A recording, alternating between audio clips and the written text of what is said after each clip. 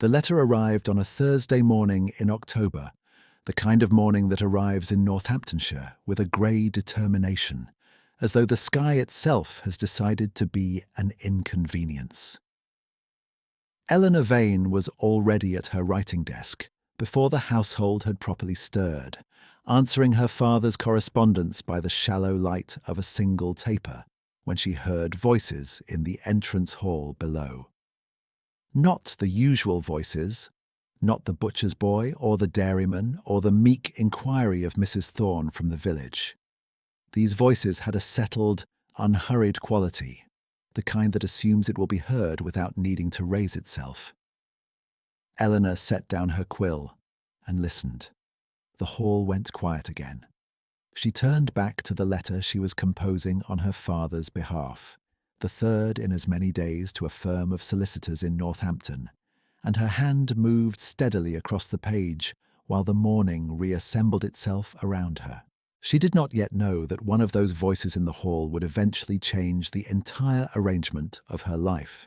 She knew only that her father's debts amounted to £430, that her mother had already begun discussing the matter of Mr. Audley, and that the taper on her desk was burning low. The Vane estate in autumn 1831 was a house under quiet siege. It had the appearance of respectability, the stone facade freshly pointed, the gravel drive raked, the drawing room furnished in a style Lady Marian considered appropriately ambitious for their station. But behind the drawing room there was the library, and behind the library there was the truth, which lived in a locked wooden box on Sir Gerald's desk that Eleanor had opened twice without being invited to, because someone in the household had to know the numbers. The numbers were not good. Sir Gerald Vane was a man of warm instincts and poor accounting, a combination which had served him adequately through his youth and disastrously through his middle age. He had borrowed against the estate in the way men of his temperament sometimes did, not from malice, but from an inability to clearly imagine the future as a place where debts come due.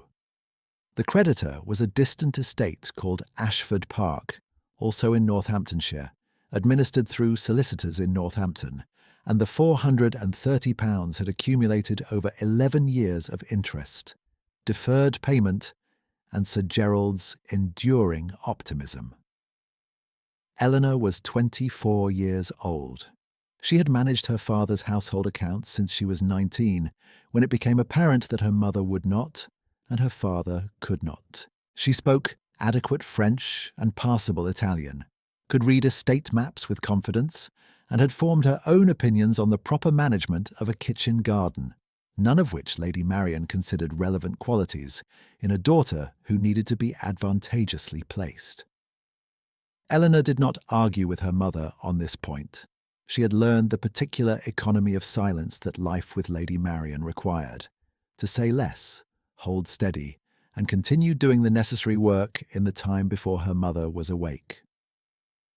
The voices in the entrance hall on that Thursday morning belonged to a man named Henry Hayes, who had presented himself at the Vane door as a land surveyor, hired to assess the property in connection with the Ashford Park debt. He carried a leather satchel of the professional kind, wore a plain brown coat somewhat too large in the shoulder, and spoke to Norris, the Vane's elderly steward, in a quiet, even register that did not suggest he was in any hurry. Norris showed him into the front parlour and went to find Sir Gerald, who was not yet dressed. Eleanor, coming downstairs for the second time with the completed correspondence for the Morning Post, saw the man through the half-open parlour door. He was standing at the window with his back to her, looking out at the kitchen garden with a stillness that was not the stillness of waiting. It was the stillness of someone who had already made peace with the present moment, who did not require the moment to hurry itself. He wore the plain coat with an ease that struck her as oddly inconsistent with the coat itself, and his hands were clasped behind his back, in a posture her father's friends, the ones who arrived in better carriages, sometimes assumed in moments of quiet authority. Eleanor noted it in the way one notes a slightly mismatched detail in an otherwise familiar room, and then she passed on to give the letters to Norris, and thought no more about it. The rain arrived that same afternoon without ceremony. Eleanor was crossing the yard between the house and the old dairy with a basket of mending when the sky made its decision, and within 3 minutes the path had turned to grey mud, and the mending basket was threatening to become a vessel for water. She ran for the library door, which was closer, and let herself in from the garden side, leaving her wet shoes on the stone step. The library fire had been lit that morning and was still holding. She set the basket down near the hearth and stood there pressing the damp from the sleeves of her grey wool dress, and heard the library door from the hall side open behind her. Henry Hayes came in from the passage, a leather satchel under one arm, his hair darkened with rain across his forehead. He stopped when he saw her, with the specific hesitation of a man who has walked into a room expecting it to be empty. "I beg your pardon, Miss Vane," he said. "Norris told me I might use the library while Sir Gerald attended to his letters. I did not know you were here." She looked at him.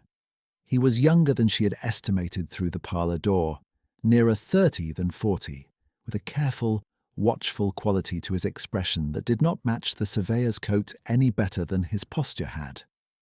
"You are not disturbing me," she said. "Come in from the passage. The fire is sufficient for 2. He came in. He set his satchel on the table near the window, removed his damp coat without requesting assistance, and spread it over a chair near the fire with the matter-of-fact efficiency of a man who manages his own arrangements.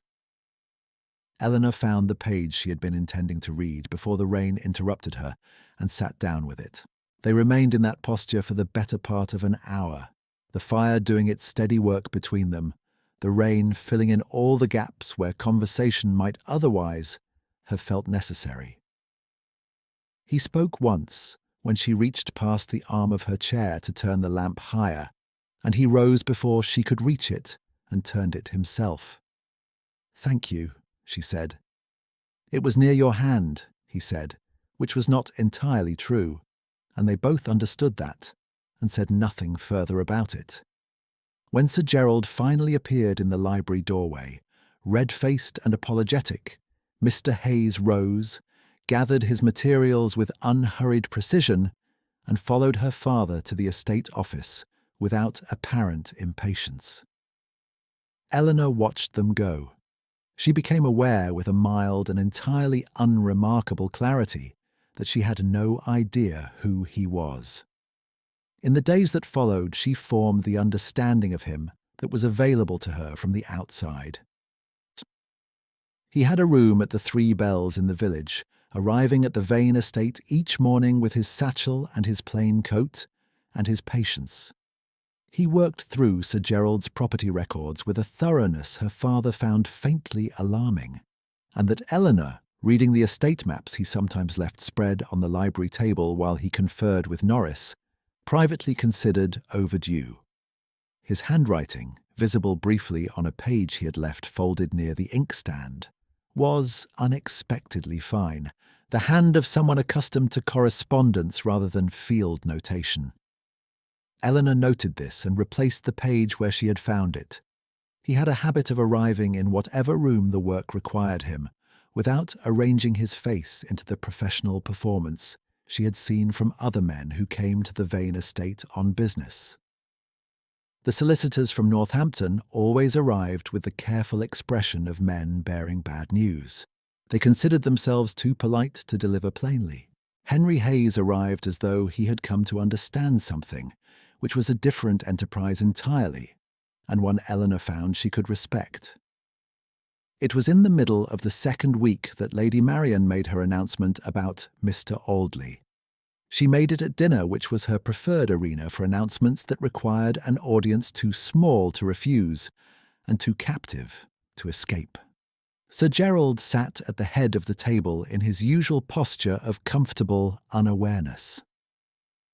Eleanor was serving the soup because the housemaid Agnes had burned her hand that afternoon, and Eleanor had told her to rest, which was the kind of thing Eleanor did without calculating whether anyone of consequence was watching, because it was simply the thing to do. She was ladling soup into her father's bowl when her mother, seated at the other end with the expression of a woman who has been practicing a thing in her head all day, said that the matter of Mr. Audley had been resolved. Eleanor set the ladle back in the tureen. "What matter, Mamma?" "He has indicated his willingness," Lady Marian said, as though willingness were the relevant question. "He is prepared to enter an arrangement that would take the debt into account. In short, Eleanor, you are to be married." Sir Gerald cleared his throat with the expression of a man who has agreed to something without fully reading the terms. Eleanor looked at her father. He looked at his soup. She was aware of the particular quality of silence that follows a sentence of that kind, the way it seems to thicken the air in a room and make the furniture look slightly more permanent than it did before. She picked up her own spoon. She took a breath measured enough to be invisible. "When is he to call?" she said. Her mother looked satisfied. Her father looked relieved. Neither of them looked at her with the expression of someone who had considered that she might have a view. Mr. Croft Audley arrived 3 days later. He was a man of perhaps 45, well dressed in a manner that spoke of careful expenditure rather than ease, with the eyes of someone who considers social interaction a form of negotiation and is always slightly ahead of the current exchange. He brought papers. He set them on the writing desk in the morning room with the practiced ease of a man who has done this before, and he addressed himself almost entirely to Lady Marian, who received his attention with evident pleasure.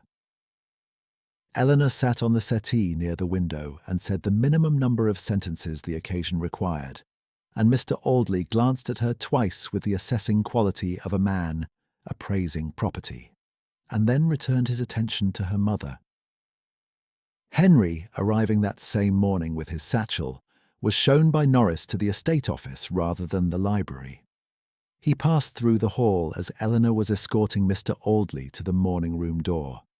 Their eyes met for a fraction of a moment. She registered nothing particular in his expression, only that he was watching, in the attentive but undeclared way she had noticed in him before. She turned back to Mr. Audley and said something adequate about the morning, and the front door closed, and she went upstairs to her room for the first time in several days, for no reason she could have articulated, except that she needed to stand somewhere quiet. On the morning of the 3rd week, Eleanor came across Agnes outside the kitchen door. Agnes had been dismissed. Lady Marian had made that decision 2 days after the burned hand, citing general inefficiency and the inconvenience of employing someone unable to perform their duties. Agnes was 17. Her mother was a laundress in the village, and she stood in the backyard with a bundle under her arm and the particular face of someone who has been told that the problem is them. Eleanor stopped. She took 3 shillings from her own household account, which she kept in a small tin in the desk drawer, and gave them to Agnes along with a letter she wrote at the back passage table, standing up in 4 minutes, addressed to Mrs. Howell at the rectory, who she knew was looking for a capable young woman to help with her children. "Take this to Mrs. Howell directly," she said. "Do not go home first. She will see you before the afternoon if you go now." Agnes looked at the letter and then at Eleanor with an expression that was difficult to sustain, and Eleanor found a reason to look at the wall beside the door until the moment passed. She did not know that Henry Hayes was visible through the kitchen window at that moment, having come through the yard from the stable block where he had been examining the outbuildings as part of his assessment. She did not see him pause in his walk across the yard, his leather satchel under his arm, watching her with the kitchen wall between them. She was already back inside before she could have seen anything. He finished his assessment of the outbuildings and walked through to the estate office and sat down at Sir Gerald's records table and did not open his satchel for several minutes. The overheard conversation came 4 days later in the corridor outside the morning room.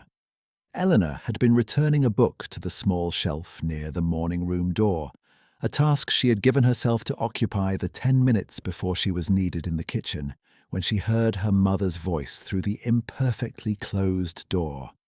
Lady Marian was receiving Mr. Audley, which Eleanor had known, and their voices were the settled voices of two people who believed themselves entirely private. Eleanor did not stop. She reached for the shelf. She had the book in her hand. "You need not concern yourself with her feelings on the matter," her mother said. "Eleanor has never had a will of her own worth the trouble of consulting. She will do as she is directed. She always has." Mr. Audley said something in reply, and Eleanor did not hear it, because there was a sound in her ears that was not a sound in the house. She stood with the book in her hand for a moment that she could not have measured. The shelf was in front of her. The corridor was empty. The morning-room door was 3 feet to her right and not quite closed. She placed the book on the shelf. Her hand was entirely steady. This surprised her in the remote and observational way that one notices a thing when one's attention is engaged elsewhere. She walked to the end of the corridor and into the kitchen passage and stood there for a reasonable period of time, looking at nothing in particular. And then she went to the kitchen because there was work to be done there, and because standing in passages serves no function she could identify. She did not weep. She had given up weeping over her mother several years prior, not from bitterness, but from a clear-eyed recognition that it changed nothing and cost her the hours of the following morning. She had a great deal to do in the following morning. What she had not given up was thinking. She thought about the morning-room door that was not quite closed. She thought about Mr. Audley's papers on the writing desk and the particular way he had looked at her as though she were a line item. She thought about her father's £430 and the Ashford Park solicitors and the surveyor with the fine handwriting who was, in some connection she did not yet fully understand, involved in all of it. That evening, she sat at her writing desk for an hour after the household was quiet, and she wrote a letter. She addressed it to Ashford Park, Northamptonshire. She explained in plain and careful sentences that her father's estate was temporarily constrained, that she was making this application without his knowledge and at the cost of some personal dignity, and that she was requesting only an extension of 12 months on the outstanding debt of £430, not a forgiveness of it. She asked for nothing more than time. She made no appeal to sentiment. She sealed it, addressed it, and placed it with the Morning Post, and she did not tell her father, because he would have either agreed with relieved effusiveness or objected on grounds of pride, and she could not determine which would have been worse. She told no one. There was no one to tell. Henry Hayes, in his room at the Three Bells that same evening, was doing something Eleanor could not have imagined. He had arrived back from the Vane estate that afternoon with his satchel and his survey records, and the assessment he had been commissioned to prepare on behalf of Ashford Park's estate management. The assessment was thorough and accurate. The grounds were sound, the property was encumbered only by the single known debt, and the recommendations for recovery were clear. He had drafted the debt collection letter which would, if sent, have initiated the proceedings that would ultimately have required the Vanes to surrender the estate. He read it through once. He folded it. He pressed it flat between both hands on the writing desk for a moment. He opened the drawer, placed the letter inside, and closed it. Then he sat for a long time in the chair by the window in the particular stillness of a man who has made a decision and is now occupying it. He did not send the letter. He did not alter the survey. He sat in the Three Bells in October 1831 and made the private calculation of a man who was found in a grey-wool dress at a library fireside, something he did not know he had come to Northamptonshire to find. The following morning, Eleanor received a visitor she had not expected and had not invited. Mr. Audley arrived at the Vane estate at 10 o'clock with a new set of papers, a different expression from the one he had worn on his previous calls, and the particular manner of a man who has been instructed to press harder. He was shown into the drawing room by Norris. Lady Marian joined him with a speed that suggested she had been watching for his carriage. Sir Gerald came down from his study in the slightly bewildered posture of a man summoned from somewhere more comfortable. Eleanor was in the hall when she heard the carriage on the gravel. She had been returning from the kitchen with the household accounts book. She stood at the foot of the stairs and watched Norris open the door. There was a second vehicle. It had arrived behind Mr. Audley's hired carriage and stopped at a slightly greater distance, as though it did not need to announce itself. A young man in a dark coat stepped out and stood at the entrance hall door before Norris had quite finished directing Mr. Audley inside. "Mr. Graves," Norris said, slightly startled, recognizing the young man from some previous acquaintance Eleanor could not identify. "Good morning," said Mr. Graves. He had the alert, organized manner of a secretary. He looked briefly at Eleanor with the polite neutrality of someone who has been given very specific instructions about how to conduct himself. "I believe Mr. Hayes is expected here this morning."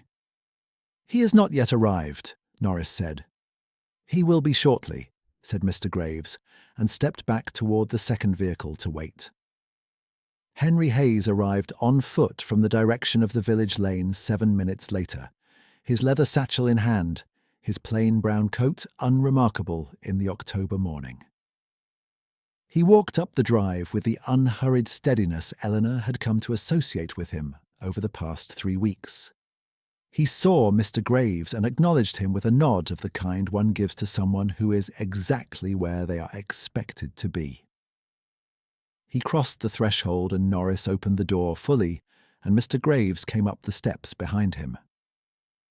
"Your Grace," said Mr. Graves quietly in the entrance hall, in a voice that was not intended to carry and that carried perfectly. The entrance hall was stone-floored and cold. Eleanor was standing 4 feet away, the household accounts book in her hands.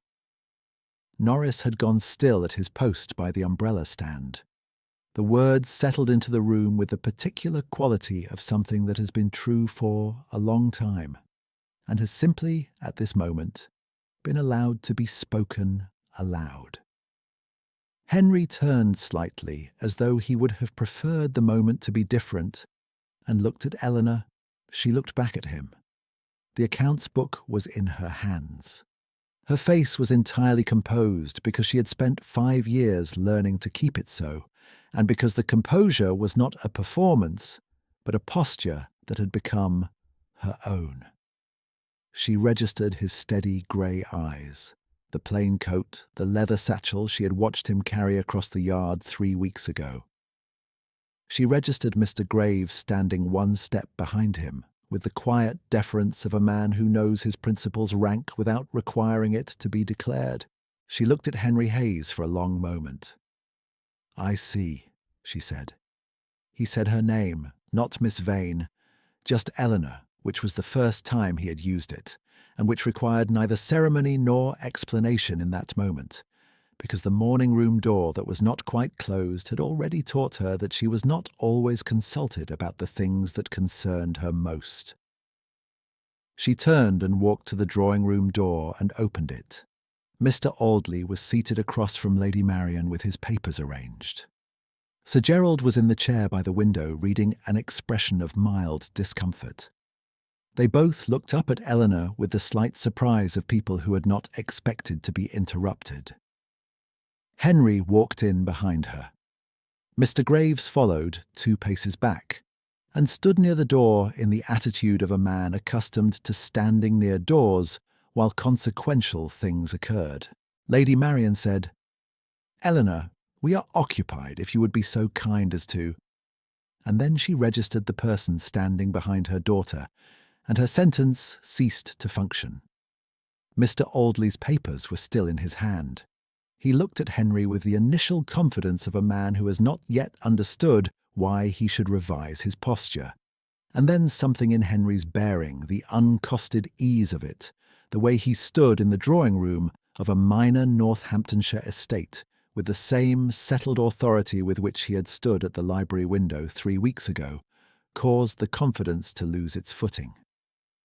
"I believe," Henry said, in the level, unhurried voice he used for most things, "that you have come to present a final demand on behalf of Ashford Park, Mr." Audley glanced at the papers in his hand. "On behalf of the creditor's estate, yes. The terms as agreed are overdue, and the period of tolerance has, regrettably, reached its limit." He paused with the careful expression of a man who is recalibrating without sufficient information. "I was not aware that the estate had retained further representation." "It has not," Henry said. "I am the estate." A clock on the mantelpiece filled in the silence. Lady Marian was looking at Henry with the focused attention of a woman who is counting the evidence in front of her and arriving at a sum that does not match her previous arithmetic. Sir Gerald had put down whatever he had been reading and was staring at Henry with the particular expression of a man who has spent 3 weeks showing a surveyor his account books and is now doing some rapid revision of that experience. "I inherited Ashford Park through my uncle's estate," Henry continued, addressing the room at a volume that required no performance. "I am also its current master. The debt owed by the Vane estate, £430, is mine to administer. I have reviewed the survey. I am satisfied with the terms, and I have decided not to proceed with collection." Mr. Audley set his papers down on the side table, with the care of a man setting down something that has ceased to be useful. "Your Grace," he said, and the form of address landed in the drawing-room with an entirely different weight from the entrance hall, because here there were witnesses, and because Lady Marian was one of them.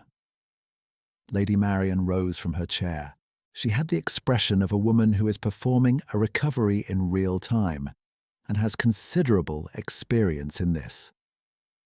"Your Grace," she said. Her voice was smooth. Her hands were slightly stiff at her sides. "We are greatly honoured.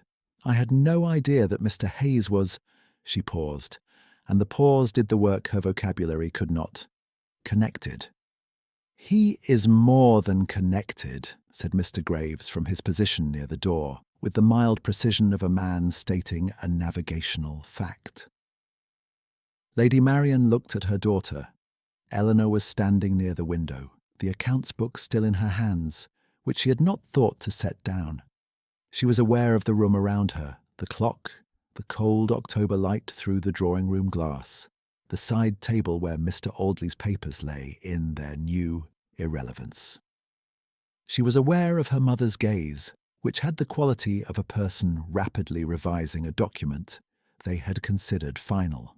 She was aware of her father, who had not spoken once since Henry entered the room, and who had the look of a man waiting for someone to tell him what the correct emotion was.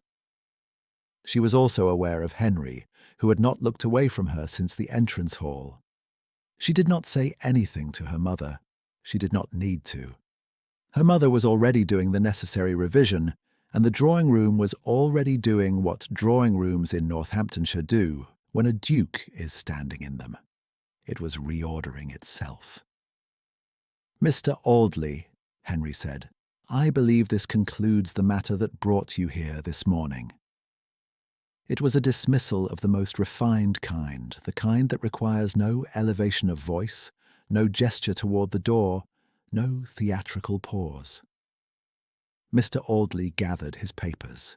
He offered a bow of the degree that circumstances now demanded. He said something about being gratified that the matter was resolved satisfactorily.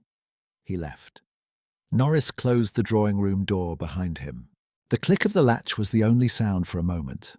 Sir Gerald cleared his throat. "Hayes," he said, and then appeared to realise that was not the correct form of address, and made a small gesture of helplessness with one hand. "Sir Gerald," Henry said without ceremony, "your estate remains your own. I ask nothing further of it." He allowed a small pause. "I ask one thing of you. That is a separate matter, and one I would raise with Miss Vane directly, if she is willing." Lady Marian made a sound that was not quite a word. Eleanor looked at her mother once, briefly, with the level expression she had been practicing for 5 years, and then looked at Henry. "I am willing," she said. They walked out of the drawing room and into the corridor, and then through the library, and out through the garden door that Eleanor used in all weathers, the one that opened onto the stone step where she left her wet shoes. The October garden was bare and direct under its grey sky, the kitchen beds cut back for the winter, the gravel path damp between the box hedges.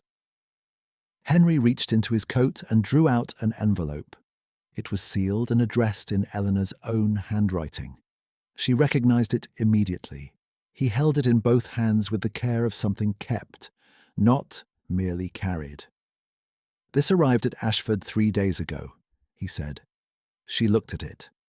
The address was in her hand, written at her writing desk late at night, when the household was quiet. She had asked only for time.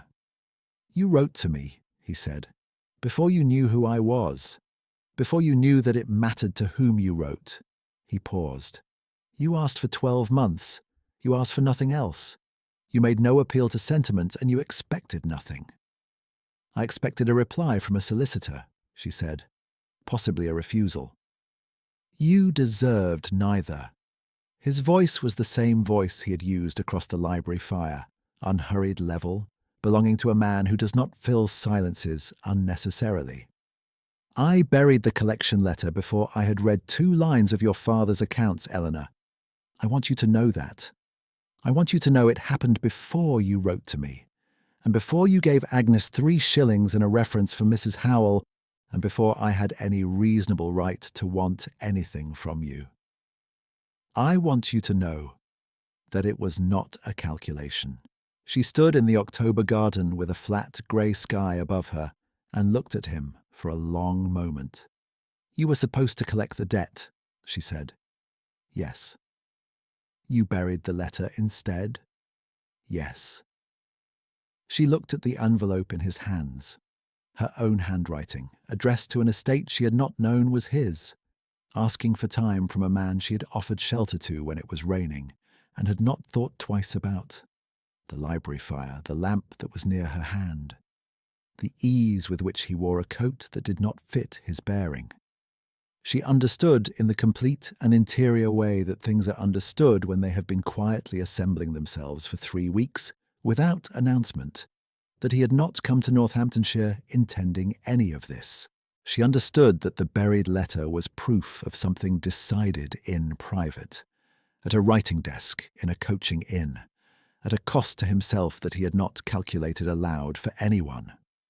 She understood that the letter in his hands was a letter she had written in the dark, expecting nothing, asking only for the minimum necessary to continue.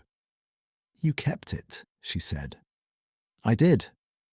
She looked at the garden path, the box hedges, the stone step where her wet shoes had sat for 3 weeks, every time it rained. She looked at the house, the library window with its familiar view. She looked at the man standing in the garden in his plain brown coat with her letter in his hands. "What is it you intend to ask me?" she said. He told her. She listened to all of it without speaking. He was not brief, but he was exact. He said nothing excessive and nothing insufficient. He said what was true, and then he stopped. She took the envelope from his hands. She held it for a moment, feeling the weight of it, her own words, sent without expectation into the cold air, now returned. "I did not write it for this," she said. "I know," he said. "That is why I'm asking." The November cold was sharpening at the edges of the afternoon by the time they came back to the entrance hall, where Mrs. Dove was waiting. Mrs. Dove was the Ashford Park housekeeper, a woman of perhaps 60, with the dry authority of someone who has managed an estate through 2 owners and is not easily moved by developments, however considerable. She had come with Mr. Graves standing near the door in the manner of someone who had expected exactly this outcome and had simply been waiting for the relevant parties to reach it. She held the door open when they reached the threshold. She looked at Eleanor with the warm, unhurried recognition of a woman who has been observing decency across 3 weeks of rain and bad mornings and other people's demands. "Miss Vane," she said. Eleanor stepped through the door. The stone step was in front of her, the one she used every morning with her wet shoes, the one that led from the back of the Vane house into the garden and, she now understood, eventually to everywhere else. The household accounts book was still under her arm, because she had not thought to set it down through any of it, and it struck her now as correct that she had kept it, because it was hers, and she had earned it, and it was the instrument of 5 years of invisible competence, and it was going with her. Henry walked through the door behind her and stood at her side on the step. The garden was quiet in the afternoon light. Somewhere in the house, her mother was already composing herself for the next conversation. Her father was almost certainly in the library with a glass of something restorative. Mr. Audley's carriage had long since disappeared down the village lane.